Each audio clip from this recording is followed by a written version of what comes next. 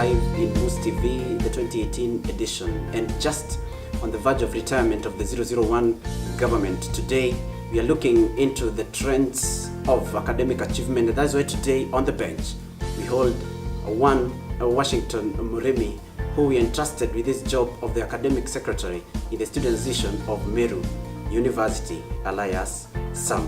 Sit back, better yet lean forward, and enjoy, because the interview is on.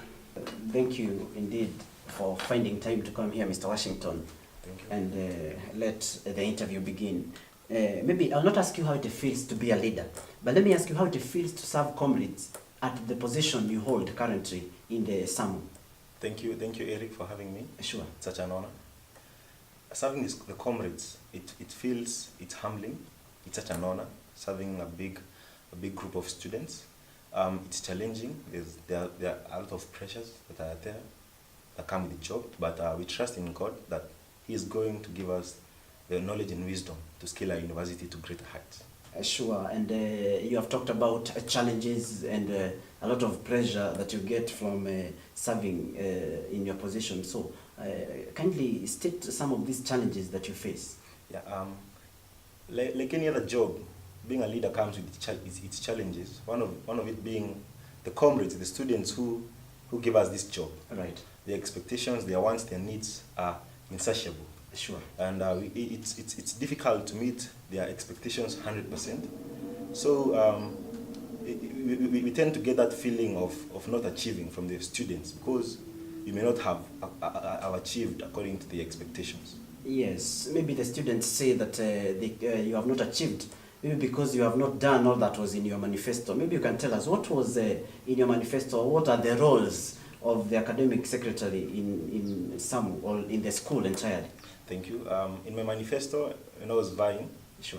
Yeah, one of the things that I promised the comrades was I would look into the fee policy. I would ensure that there would be the revision of the fee policy. Right.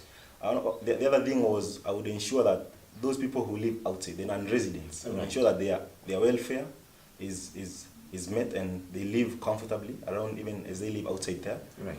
The other one was introduction of professional courses such as Cisco CCNA, right. Oracle, and CPA, CICT.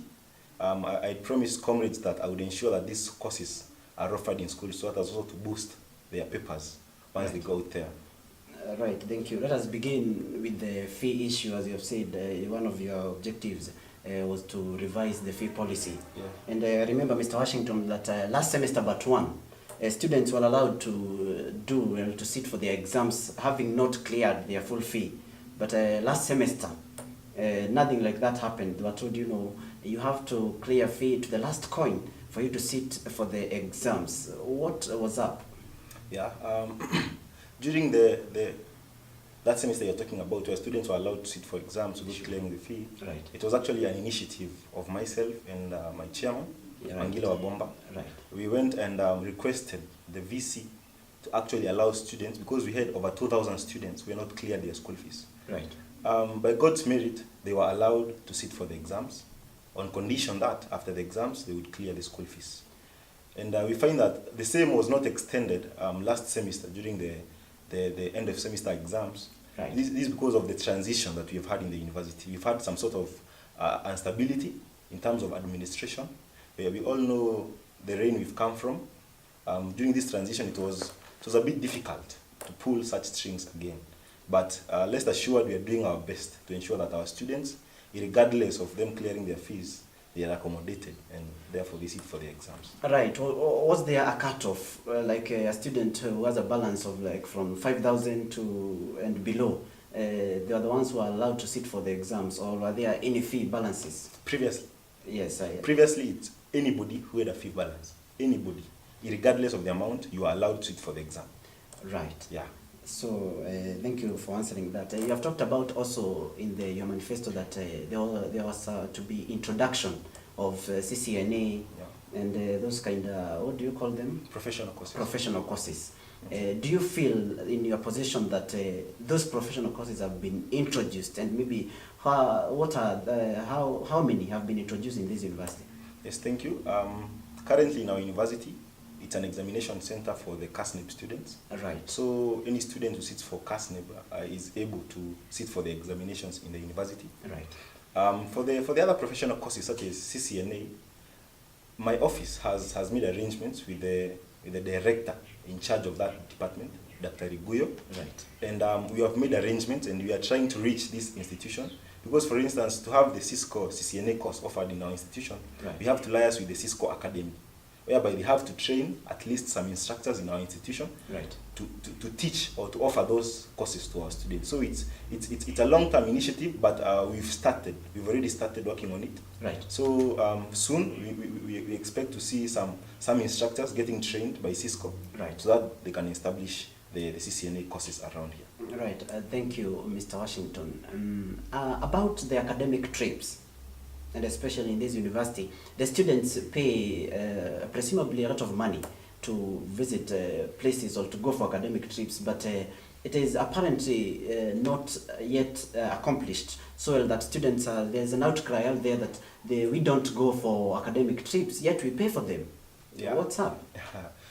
The issue about the academic trips didn't start now. Right. It actually started way long before, and I'm happy to report that the attendance or students going for academic trips, it has tremendously improved over the past few years. We've not reached where we want to, but I think there's a big improvement since we joined office. We've really lobbied for those academic trips, but also it's the initiative of the students to know how these academic trips actually happen. Yeah, right. It's supposed to be the lecturer of that particular unit that the student is learning is not supposed to make arrangements for the academic trip. All right. Right. So it's upon now the students to know that and to really pressurize these lecturers so that they can make arrangements to ensure that they go for the academic trip, because they are entitled to these academic trips. Right. So do you want to mean that it is not all the schools in this university that pay for these academic trips? Is it not all the schools? Sorry? School of SPAS, SBE, all these schools pay for academic trips, but just few go. I think all students pay. Sure. Pay to go for these trips. So it's upon the class reps to work with the lecturers towards ensuring that they have these academic trips. Sure. And what if the students pressure their lecturers to go and push for the academic trips, but it is not accomplished after the year or after the unit is done? What happens? I think that's where we come in, and we really have to go to the ground, to the department offices, sure, to really get to know why our students are not going for these attachments. Sure. Because funds are there, resources are there. For these academic trips? We have buses, so that's when now we come in and really act on it. Sure. Have you been called in such a situation? Yeah, we've really worked with some groups in ensuring that we go for their class for the academic trips. Sure. Yeah. So which are these groups that you have maybe worked for? Yeah, we've worked with AJED, we've worked with BBIT. Okay. We've worked with education. That is year. Sorry? Year 4. Year 4. BBIT year 4. Yeah. Okay. Mm-hmm. There's also been an outcry that sometimes these academic trips are pushed for, but the bus is restrained by the administration, or not even academic trips. We are entitled to these buses because, of course, the students are the ones who have funded the school to get these buses. But even for burial ceremonies and for other kind of school-related stuff, the bus is sometimes reinstated by the administration, and the students are not given their full rights. What happens? You can be able to answer that question because it's in your docket. All right. Concerning that, Meru University being an organization, we have policies, we have procedures as to how things are supposed to be done. Sure. For instance, for us to access a bus, there are some procedures that we need to do. So it's the students, once knowing these procedures, it becomes easier to access these facilities. All right? Sure. Yeah. So I think it's all a matter of understanding what needs to be done for this resource to be acquired. Sure. Maybe the students, most of the students do not know about these procedures. Yeah. So maybe you can tell us some steps that are supposed to be followed to acquire a bus, for example, not even for an academic trip, It's just to go for another kind of trip that is school related? Your question is quite ambiguous because there are very many trips. There are very many kinds of trips that are there. Sure. Yeah, so maybe you can narrow it down. Let me narrow it down, like, for example, burial ceremonies, for example, activities like from the Christian Union and the Christian Action, or this what we call the CA, and other bodies like the MASMU, Meru University, Meru Association of Actuarial Students, and all kind of these, and for example, Statistics Club, or these clubs that are enshrined in the school. Maybe they need that bus to go for academic trips, or for their trips, which is not from the admin, but from the body of the students. Of the students. Yes.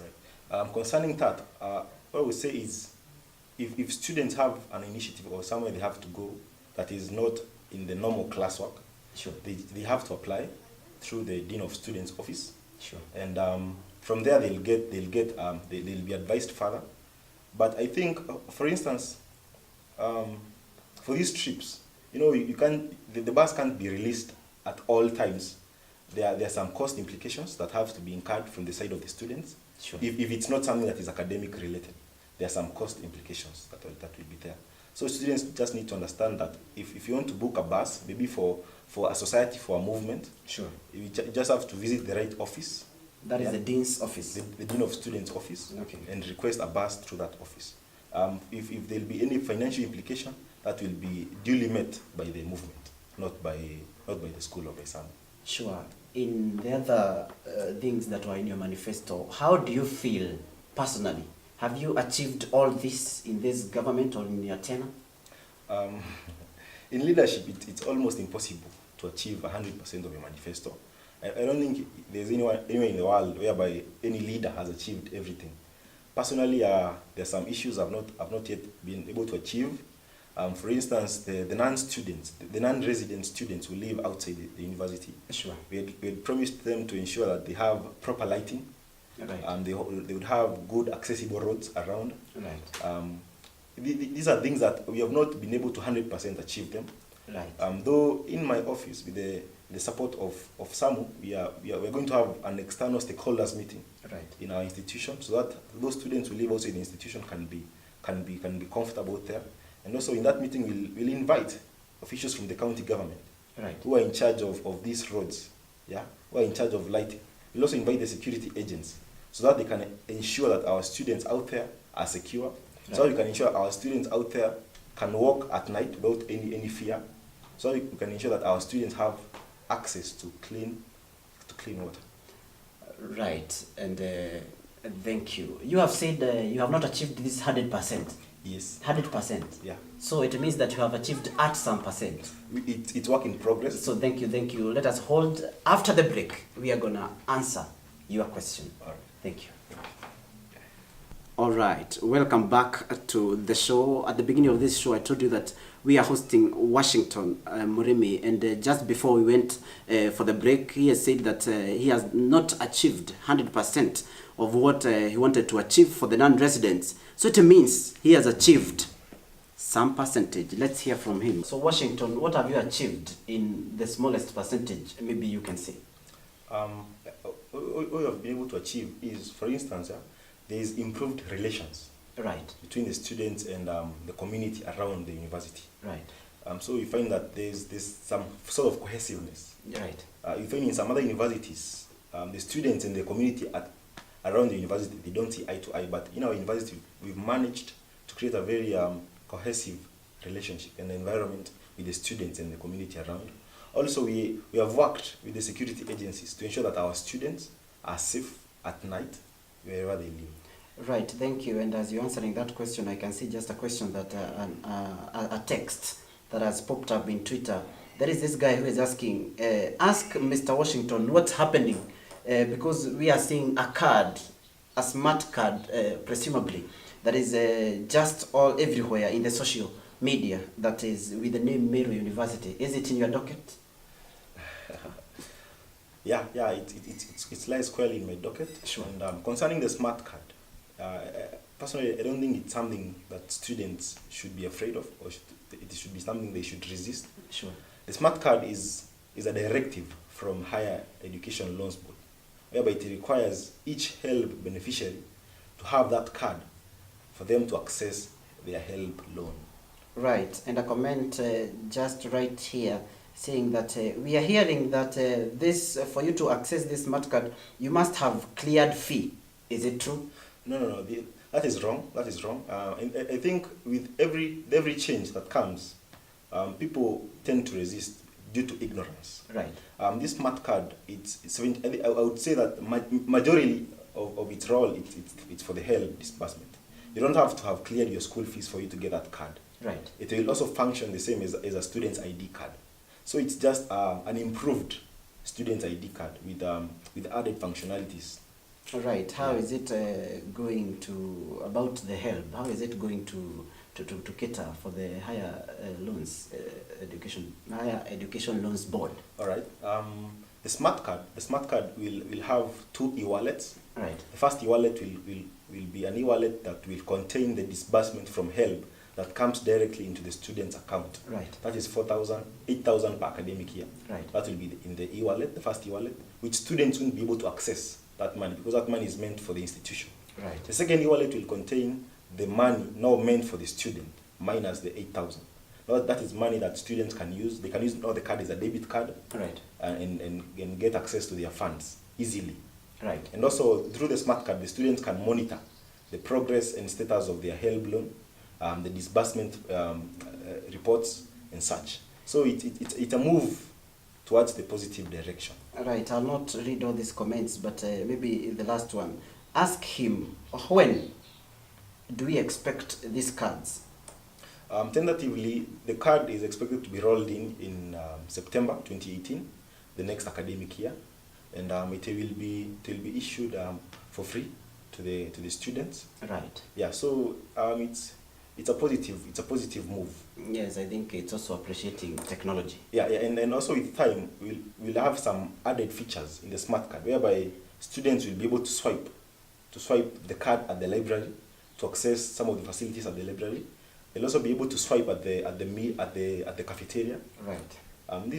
It's more or less moving towards the paperless technology, whereby you don't have to use cash. Right, and thank you for that.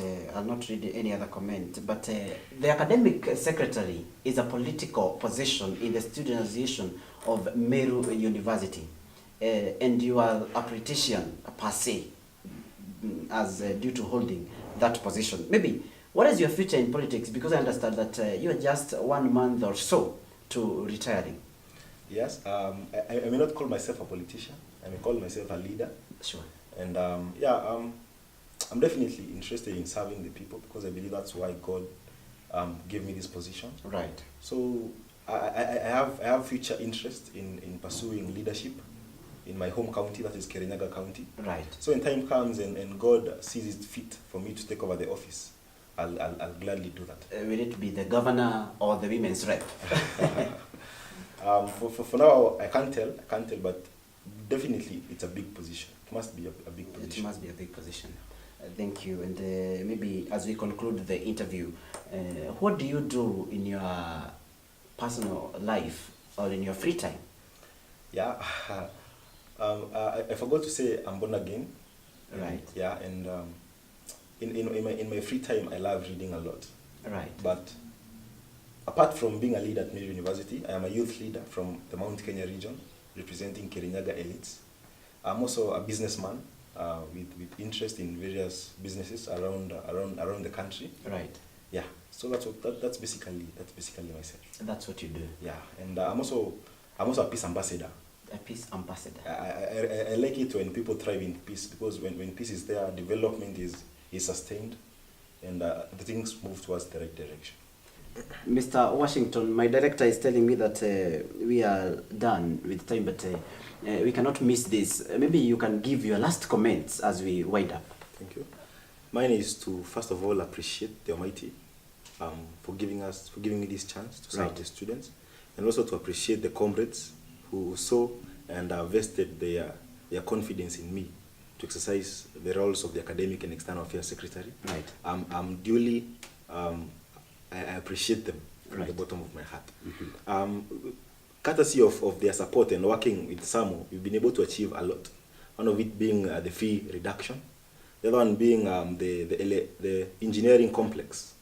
It finally, after stalling for 3 years, finally we have electricity and lighting in that building. We also have improved internet connectivity within the campus. You find that if you walk around the tuition blocks, you'll find there are routers there. Right. So at least now the issue of internet being slow has been tackled. And soon we will be launching a SAMU website. Right. But we hope that it will ease in disbursement of information to our students. Right. Yeah, because people tend to misuse the social media platform. So I think the SAMU website will really ease in conveying the right information to the students. So once the launch is there, and this website is powered by PyTech, so we'll definitely invite all students to come to the launch of the SAMU website. Right. And also, concerning the course accreditation, I can report that we are moving in the right direction. Right. Yeah. Thank you, Mr. Washington. Thank what you just forgot to say is that you are a student in this university despite being the academic. A fourth-year student. A fourth-year student Yes. for that case. Thank you for watching this interview. It has been good, and it has. We have been with Mr. Washington Murimi, with the Academic Secretary, as I said before, of the Students Association of Meru University. This is PK Live. My name is Eric